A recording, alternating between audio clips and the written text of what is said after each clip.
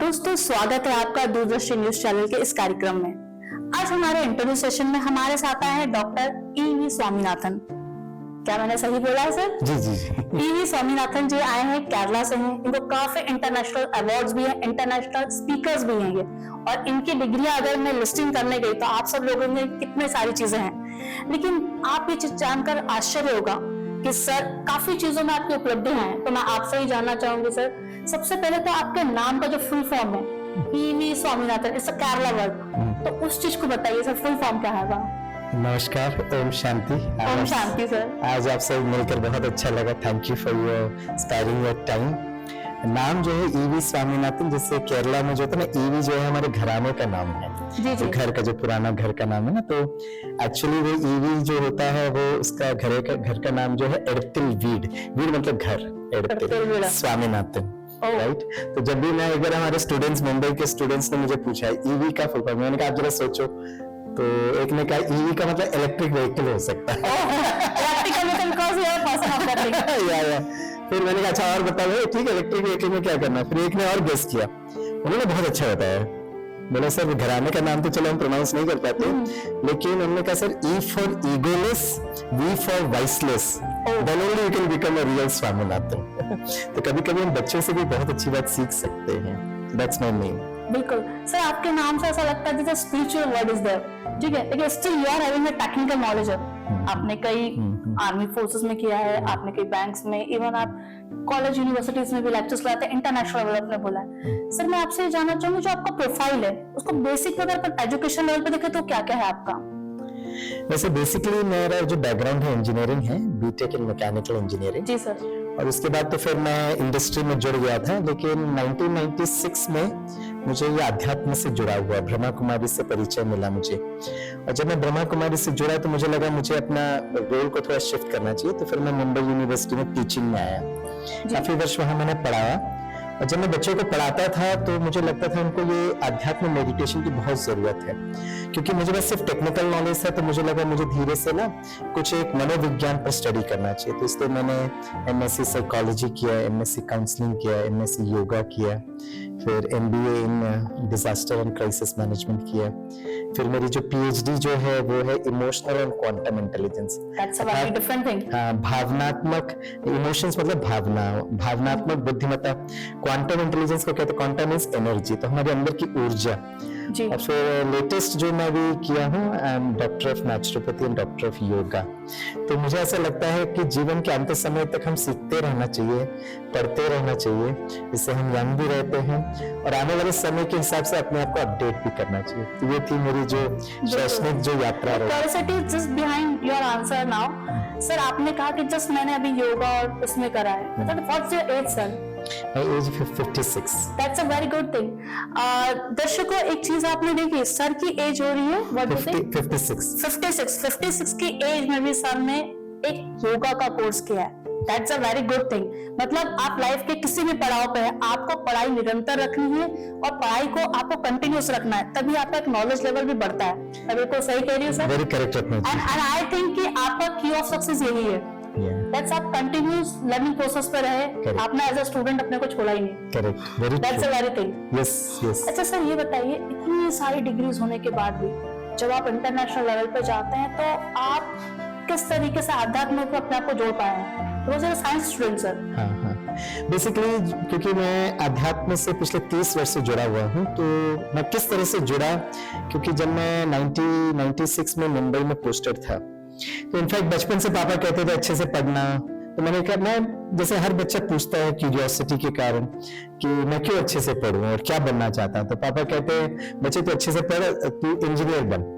मैं पापा से पूछा इंजीनियर क्यों बनना है, तो पापा का बहुत सुंदर लॉजिक होता था। तो मुस्कुराते हुए कहते हैं हमारे परिवार में आज तक कोई इंजीनियर नहीं बना। आज मैं सोचता हूँ पापा ये भी तो कह सकते थे हमारे परिवार में कोई मुख्यमंत्री, राष्ट्रपति, प्रधानमंत्री नहीं बना। आप वो भी बताते सर, सोचते तो सही। तो पापा ने इंजीनियरिंग की बात कही, तो मैंने कहा अच्छा इंजीनियर बनने के लिए क्या करना पड़ेगा? अच्छे से पढ़ना पड़ेगा। तो मुझे ऐसा लगा कि अगर मैं अच्छे से पढ़ता हूँ, टॉप करता हूँ, तो मुझे खुशी मिलेगी और पापा भी खुश होंगे। तो अच्छे से 12th में बहुत अच्छा मेरिट हो गया, फिर इंजीनियरिंग एंट्रेंस भी हो गया। लेकिन मैंने इंजीनियरिंग कॉलेज में गया तो मैंने देखा कि जिस खुशी की मैं ढूंढ रहा था कि जीवन में आनंद आ गया, वो तो मिसिंग था। तो मुझे लगा पढ़ाई से तो चलो अभी कोई बच्चे जब पढ़ता है तो कोई ज्यादा आनंद की अवस्था नहीं होती है, तो मुझे लगा जब मुझे कोई नौकरी मिलेगी तब मुझे खुशी मिलेगी। तो 4 साल की इंजीनियरिंग के बाद जब कैंपस प्लेसमेंट में जॉब मिला तो बड़ी खुशी से मैं पहला दिन वो इंडस्ट्री में गया, तो बड़ा आश्चर्य हुआ कि वहां के लोग कहते हैं स्वामीनाथन हम तो छोड़ने की बात सोच रहे, आप तो आदित्य आ गए हो। तो फिर मैंने कहा कहीं तो शॉर्ट सर्किट हो रहा था कि कुछ चीज मैं ढूंढ रहा हूं लेकिन मेरा रास्ता सही नहीं, ये तो मुझे अंदाज हो गया था उस समय तक, लेकिन वो कौन सा रास्ता था मुझे नहीं पता था जी। और इस तरह से 1996 में मुझे ब्रह्मा कुमारी विद्यालय से संपर्क हुआ। मेरे एक फ्रेंड थे जो विद्यालय से जुड़े हुए थे ब्रह्मा कुमारी से, तो उन्होंने मुझे साइंटिस्ट और इंजीनियर्स विंग के कॉन्फ्रेंस में माउंट आबू में आने के लिए कहा जी। तो माउंट आबू मैंने आज तक घूमा नहीं था, तो मैंने कहा चलो ट्रैवल करके आते, वीकेंड है, फ्राइडे सैटरडे संडे। जब मैं माउंट आबू में पहुंचा 3 दिन में वहां पर रहा और वहां पर मुझे समझ में आया कि मेरे जीवन में शॉर्ट सर्किट क्या हो रहा है। खुशी और आनंद के लिए मैं बाहर ढूंढ रहा हूँ जी, वैसे वो खुशी और आनंद हमारे अंदर ही है। और मैं बचपन से स्वामी विवेकानंद की किताब पढ़ता था जो राजयोग के बारे में लिखते थे, लेकिन राजयोग क्या है बिल्कुल समझ में नहीं आया। तो मैं वो साइंटिस्ट इंजीनियर्स कॉन्फ्रेंस में गया तो मुझे बहुत अच्छा लगा कि ब्रह्मा कुमारीज भी भारत का जो प्राचीन ज्ञान है वो राजयोग सिखाती है। और लास्ट बात रत्ना जी मैं कहूंगा कि जब मैं माउंट आबू में पहुंचा तो वहां पर मैंने बहुत सुंदर संगम देखा विज्ञान और अध्यात्म का। अच्छा, क्योंकि विज्ञान भी चाहता है कि मनुष्य मानवता खुश रहे, उसके लिए इतना इन्वेंशंस और डिस्कवरीज वो करती रहती है, लेकिन वो बाह्य स्तर पर खुशी के लिए काम करती है जो बहुत जरूरी भी है हमारे कंफर्ट के लिए।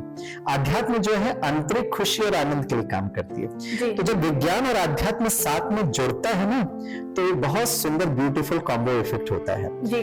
तो हमें रूढ़िवादी और अंधविश्वास से बचते हुए अध्यात्म को लेते हुए उस विज्ञान के पर्सपेक्टिव से जब हम समझते हैं, और मैंने ये महसूस किया कि जब हम इस दोनों को तरीके से करेंगे तो हमारे जीवन में बहुत सुंदर एक बैलेंस बन जाता है। जी बिल्कुल।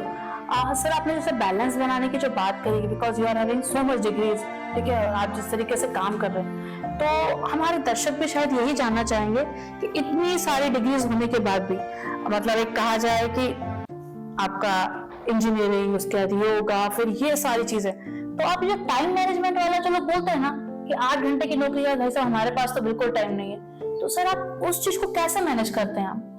ये आपने इतना ब्यूटीफुल क्वेश्चन पूछा Ratna ji, it's all about time management. हाँ, that's what I want to say. Yes, very sweet.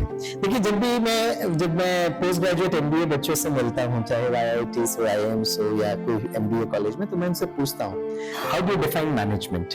तो कहते हैं management is defining the 5 resources, 5M बोलते हैं, main and women, material, money, machinery, methodology. तो फिर मैं कहता हूँ कि नाउ एक रिसोर्स जिसके कारण हमको सबसे ज्यादा तनाव होता है, जो हम कभी भी मैनेज नहीं कर पाते, we can not manage that resource, और वो है टाइम जी। तो मैं पूछते नहीं सर टाइम मैनेजमेंट मतलब हम आपने टाइम पर बुलाया, हम टाइम पर आए, अब टाइम पर लेक्चर खत्म करिए, दैट इज टाइम मैनेजमेंट। देखिए उसको समझना जरूरत है। कोई भी अगर आप प्रोजेक्ट कर रहे हो, राइट, अगर आप उस प्रोजेक्ट के लिए अगर आपको ज्यादा लोगों की जरूरत है तो आप एक्स्ट्रा ह्यूमन रिसोर्स को ले आ सकते हो। बिल्कुल। आपके पास बजट कम है तो आप लोन लीजिएगा, मनी को लीजिएगा। अगर आपके पास बहुत धन है तो आप उसको उस मनी को सफल करिएगा। मैनेज ऊपर नीचे कर सकते हैं, लेकिन टाइम कांस्टेंट है। सूर्योदय से सूर्यास्त, सूर्यास्त से सूर्योदय कांस्टेंट। आप 24 घंटे में 26 घंटे नहीं कर सकते। बिल्कुल राइट। तो अब प्रश्न उठता है कि फिर टाइम मैनेजमेंट नहीं कर सकते हैं, टाइम मैनेजमेंट के बदले में हमको सेल्फ मैनेजमेंट करना है जी। अपने आप को अगर हम मैनेज करेंगे तो अब प्रश्न होता है अपने आप को मैनेज करना मतलब क्या है। ये जो 5 रिसोर्सेस जिसके हम कश्मकश में लगे हुए थे सुबह से शाम तक, वो 5 रिसोर्सेस 5M को तभी मैनेज कर सकते हैं जब हम 6M को मैनेज कर रहे हैं, दैट इज अवर माइंड, मन। क्योंकि ये मन जो है ये 5 M को मैनेज करता है। अब व्हाट इज इंपॉर्टेंट, आपका प्रश्न का जवाब है कि बहुत लोग कहते हैं ना हमारे पास वक्त नहीं, हम बहुत बिजी रहते हैं। I agree with you. आपको मल्टीटास्किंग करना पड़ता है, जैसे आप भी हो, मीडिया को भी संभालते हो, आप अपने परिवार को संभालते हो, आप समाज में you also do, and every lady is also doing multitasking. तो हम ये क्या कहते हैं, व्हाट इज वेरी इंपॉर्टेंट, बहुत बिजी होते हुए भी आपको कला सीखना पड़ेगा, हाउ टू रिमेन इजी।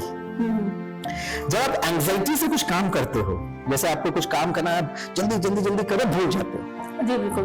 क्योंकि जब आपका मन एंजाइटी में होता है तो हम जल्दी करने के चक्कर में हम बहुत कुछ चीज मिस आउट कर जाते हैं, फिर उसको ठीक करने में हमको और टाइम लगता है। जैसे बचपन में आपने और हमने वो कछुए और खरगोश की कहानी सुनी थी, उसका सार क्या था? Slow and steady wins the race. Definitely sir. तो आज सारे विश्व में एक मूवमेंट आ रहा है which is called a slow movement, right? तो जितना हम मन को स्लो एंड स्टडी रखेंगे, भले आपके जीवन में बहुत आगे बढ़ना, बहुत कार्य करना है। स्लो एंड स्टडी का मतलब ये नहीं कि हम आगे नहीं बढ़े। स्लो एंड स्टडी का मतलब होता है मन शांत, मन कूल, मन स्टेबल, मन रिलैक्स। तब आपकी वो जागृति, वो अवेयरनेस बढ़ जाती है। और जब आपकी जागृति और अवेयरनेस बढ़ती है तो आपकी कार्य कुशलता बढ़ जाता है, कार्य क्षमता बढ़ जाता है। और सबसे इंपॉर्टेंट बात रत्ना जी, आप बहुत रचनात्मक हो जाते हो, आपको नए आइडियाज मिल जाते हैं जी। और लास्ट एक इंपॉर्टेंट बात, मन को रिलैक्स रखना क्यों जरूरी है? क्योंकि हर वक्त हर पल आपको बहुत डिसीजंस लेने पड़ते हैं, ये करो, ये करो, ये करो, यहाँ जाओ, यहाँ नहीं जाओ। तो जब आपका मन शांत रहता है तो आपका वो जो डिसीजन मेकिंग करेक्ट होता है। लेकिन हम मन को बहुत तेजी से चला रहे हैं तो डिसीजन गड़बड़ हो जाता है। यस, बिल्कुल। तो बहुत बिजी होते हुए भी एक कला सीखनी पड़ेगी टू रिमेन इजी। दर्शकों ने इतनी सारी चीजें देख ली, टाइम मैनेजमेंट हो गया, मन को शांत करना हो गया, ठहराव वाली चीज हो गई। स्वामीनाथन जी, मैं आपसे ये जानना चाहूंगी, जब ब्रह्म कुमारी आपने ज्वाइन करा, एक आश्रम, एक मंदिर भी है, तो इसके बारे में बताइए, आपका क्या अनुभव रहा, किस तरीके से आपने यहाँ पे फील किया? मैं करीब 30 वर्ष से ब्रह्मा कुमारी इस विद्यालय में जुड़ा हुआ हूँ।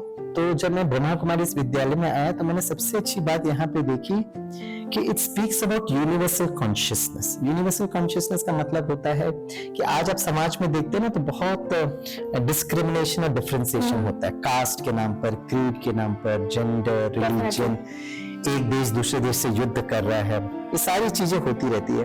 ये बचपन से, क्योंकि मैं भी कॉलेज में पढ़ा रहा, कॉलेज में मैं पॉलिटिक्स में रहा, मैं स्टूडेंट यूनियन लीडर रहा हूँ। क्या बात है। मुझे कहना पड़ता था तो मैं इलेक्शंस भी लड़ा हूँ। और उस समय से हमारी भावना ये होती थी कि भाई हम कुछ बच्चों के लिए या हमारे कॉलेज के लिए कुछ करें।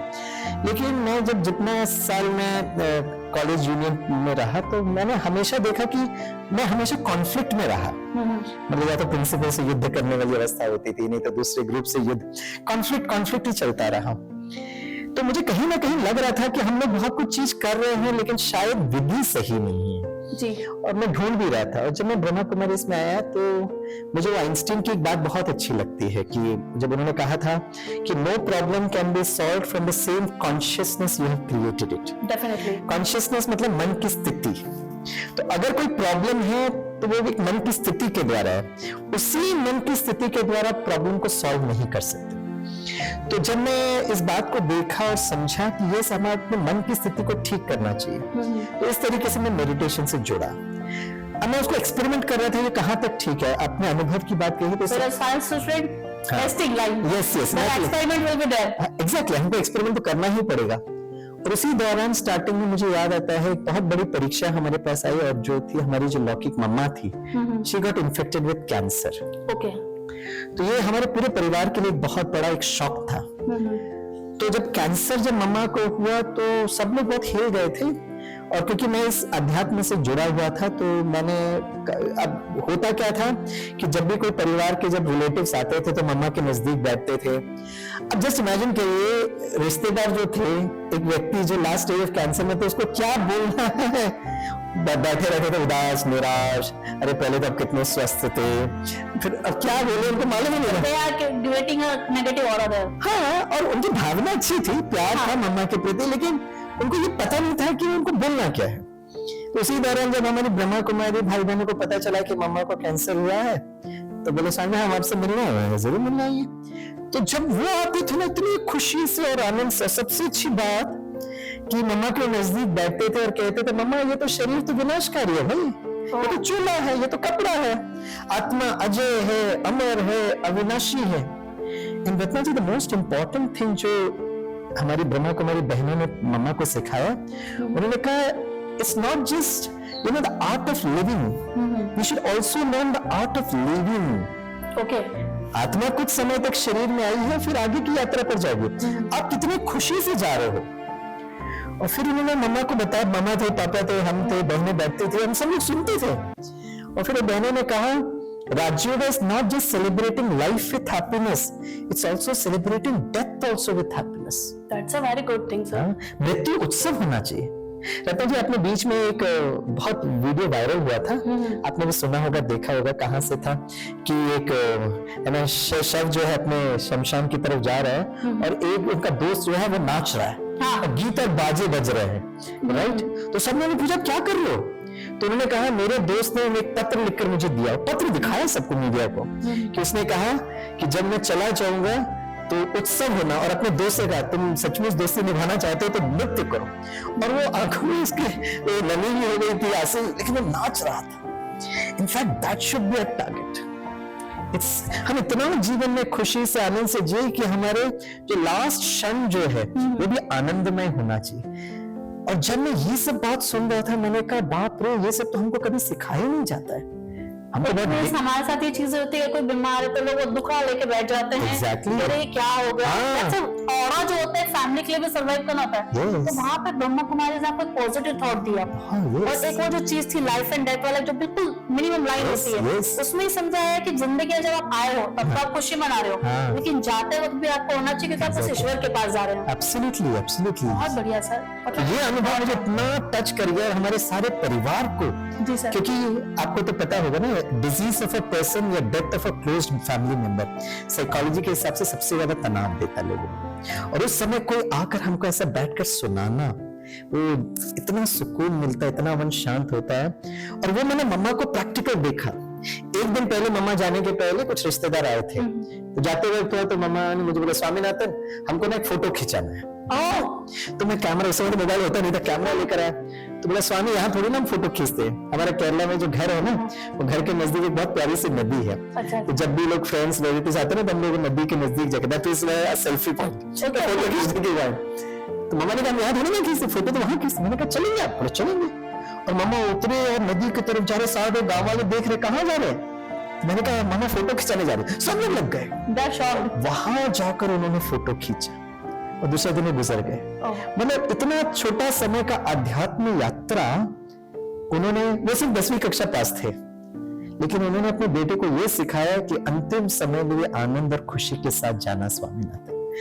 ये जो बात आपको ब्रह्मा कुमारी की दीदी ने आके गाइड करा, just to smile on that thing, it's a path. Yes, ये आनंद की यात्रा है, मिलते रहेंगे हम। इसके पहले भी आपसे मिले हैं, आगे भी मिलते रहेंगे। ये एक यात्रा है ना, ब्यूटीफुल जर्नी है ये। It's a very beautiful thing. Sir मैं आपसे ये जानना चाहूंगी, जिस तरीके से आज की हमारी युवा पीढ़ी है, मैंने आपके लेक्चर में भी सुना कि केरला में इतना 100% आपके पढ़े लिखे लोग जो आप कह रहे थे स्टेज पे, मैं बहुत ध्यान से सुन रही थी आपका लेक्चर। तब आपने कहा कि वहां पर भी सुसाइड अटेम्प्ट के केसेस बहुत ज्यादा हो रहे हैं। तो आप क्या सोचते हैं कि उन बच्चों को या उस परिवार को या उस युवा को, जो भी व्यक्ति किसी भी उम्र में, तो उनको सुसाइड से कैसे कैसे बचाया जा सकता है?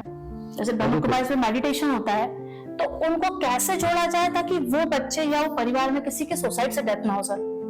It's such a beautiful question। मेरे ख्याल से कल परसों जो है there's a suicide prevention day also। Yes sir। आत्महत्या निरोधन दिवस करके भी मनाते हैं। देखिए सुसाइड क्यों होता है, इसको भी हमें समझना जरूरत है। बहुत सारे शहर में जब व्यक्ति को IIT में नहीं मिलता है तो सुसाइड करते हैं। कुछ शहर को सुसाइड कैपिटल भी कहा जाता है। मैं किसी शहर का नाम नहीं लेना चाहूंगा। अच्छा, वो बच्चा जो है इसलिए वो आत्महत्या कर रहा है क्योंकि उसको IIT में एडमिशन नहीं मिला। Okay, valid reason. अब हम कितने IITs में गए हैं, आश्चर्य होगा कि IIT के बच्चे आत्महत्या कर रहे हैं। हाँ, ये भी है। मैं एक IIT का नाम जरूर लेना चाहूंगा क्योंकि उन्होंने एक समाधान स्वरूप बनाया, and that is the first IIT of a country. और उस IIT का नाम है IIT खड़गपुर।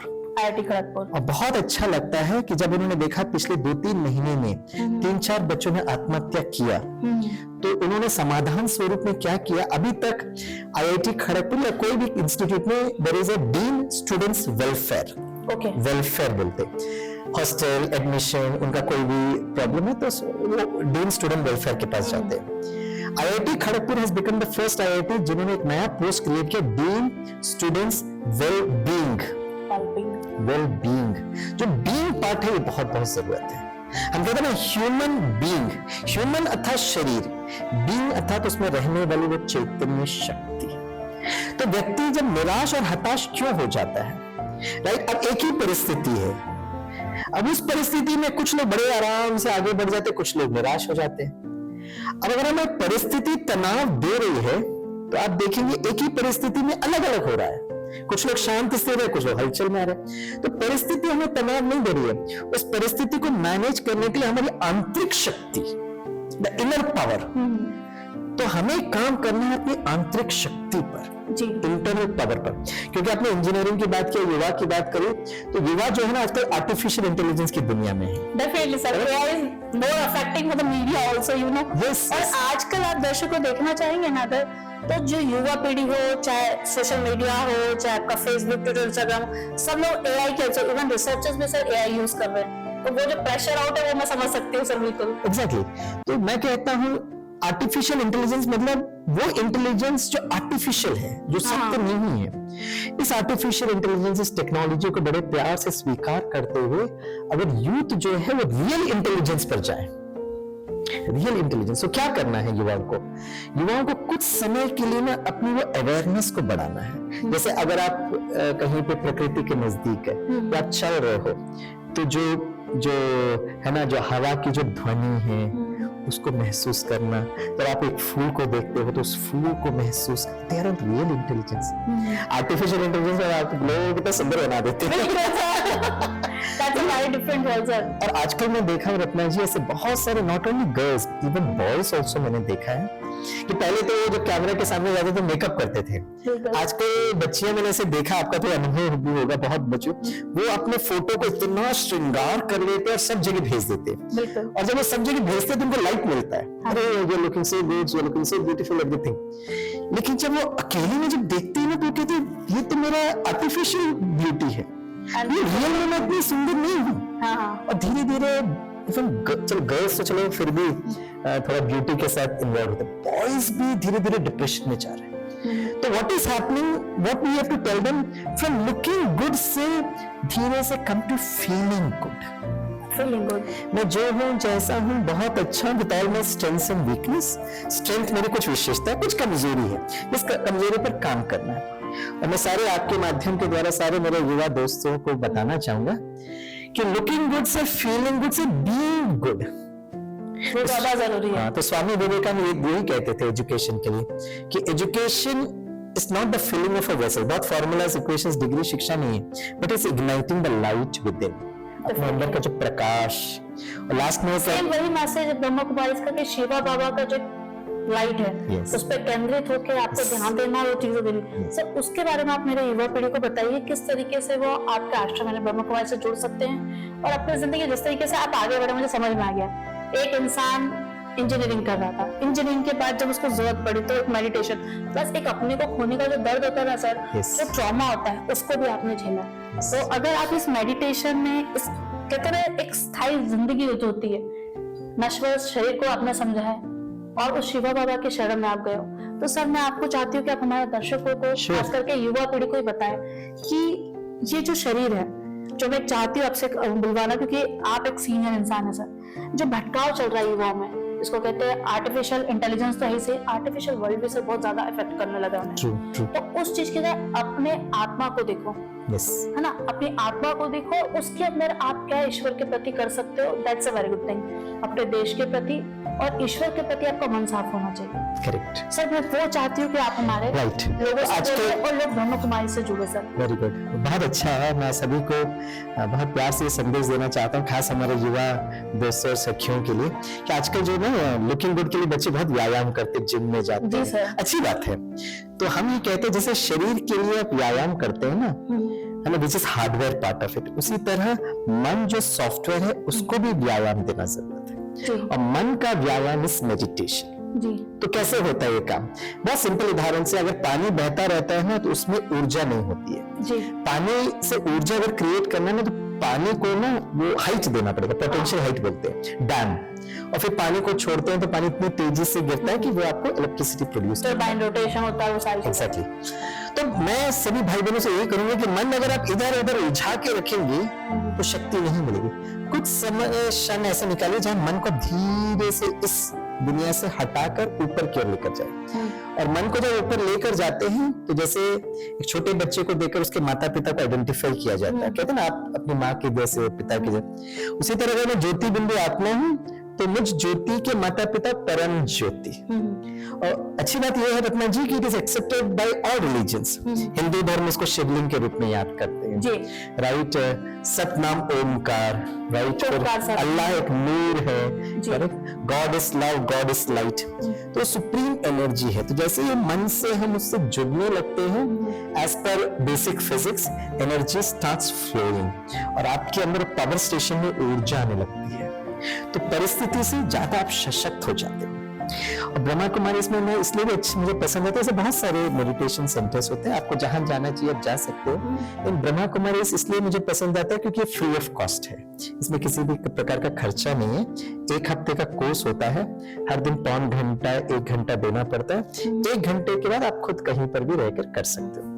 तो मैं आपको भी बहुत प्यार से और आपके दर्शकों को भी बहुत आनंद के साथ हमारे आश्रम में आने के लिए निमंत्रण देता हूँ। रत्ना जी विशेष आप माउंट आबू एक बार जरूर आइए। आप अपने प्यारे से टीम मेंबर्स और अपने परिवार को लेकर जरूर आइएगा। एक बार वहां पर आकर आप भी इस मेडिटेशन का आनंद लीजिए। बिल्कुल sir, Shiv ohm and Om Shanti. दर्शकों, आज हम मिले एसवी सामनाथन से, जहाँ पे हमने जाना ब्रह्म कुमारी के बारे में, उसकी ऊर्जा के बारे में, एक पॉजिटिव ऑरा के बारे में। अगर जिंदगी में आप कुछ भी करना चाहते हो तो आपको थिंक पॉजिटिव, और थिंक पॉजिटिव के साथ जब आप उसके प्रति पॉजिटिव एनर्जी के साथ काम करते हो तो आपको सक्सेस जरूर मिलेगी। आप किसी भी फील्ड में हो, क्योंकि सर का भी आपने प्रोफाइल देखा, इंजीनियर है, उसके बाद इतनी सारी डिग्रियां, फिर सभी जगह मोटिवेशनल स्पीकर के रूप में काम कर रहे हैं। तो ब्रह्म कुमारी से जब भी आप जुड़ना चाहें जुड़ सकते हैं। आध्यात्म से जुड़िए, चाहे आप किसी भी धर्म के हो। अपने धर्म को जानिए, उसको समझिए और उसको सेवा कार्य में लाइए। बजाय आप इधर उधर की बातें करने से युवा पीढ़ी को जो माइग्रेशन होता है, या कहते हैं कॉन्फ्लिक्ट दिमाग का चलता है कि धर्म का काम कुछ डिस्ट्रक्शन करना है, ऐसा नहीं है। धर्म का काम हमेशा प्यार पहुंचाना है और आध्यात्म आपको सिर्फ एक शांति देता है। इसी कार्यक्रम को मैं यही विराम देती हूँ। ओम शांति। ओम शांति। नमस्कार।